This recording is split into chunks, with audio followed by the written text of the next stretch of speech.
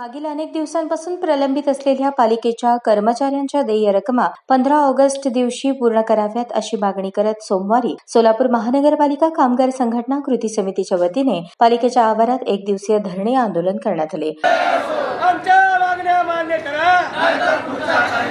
आमच्या मागण्या मान्य करा।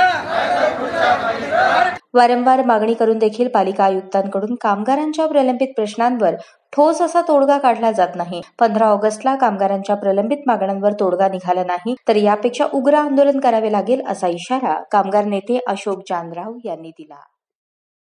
सोलापूर महानगरपालिकेमधील कामगार कर्मचारी अधिकारी या सर्वांनाच 5वा, 6वा, 7वा या वेतनाच्या फरकाची रक्कम अद्याप दिलेली नाही।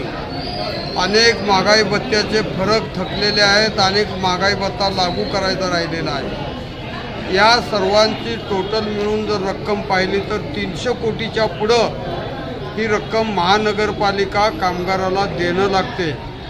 ही रक्कम उद्या येत्या 15 ऑगस्टला माननीय आयुक्तांनी त्याची जाहीर करावं आणि देय रक्कम देण्याच्या बाबतीमध्ये योग्य ते धोरण आखून कामगाराला यापुढं प्रत्येक टप्प्याटप्प्याने त्यांना ही रक्कम देय रक्कम दिली पाहिजे असं आमचं म्हणणं आहे। महाराष्ट्र राज्य शासनाकडं त्या कर्मचाऱ्याला 50% महागाई भत्ता लागू आहे। आमच्या सोलापूर महानगरपालिकेच्या कामगार कर्मचाऱ्याला मात्र 25%च महागाई भत्ता लागू आहे। ही तफावत आहे। एकाला अंगाशी एकाला जांगाशी म्हणतात त्याप्रमाणे शासन अशा पद्धतीची वागणूक देत आहे।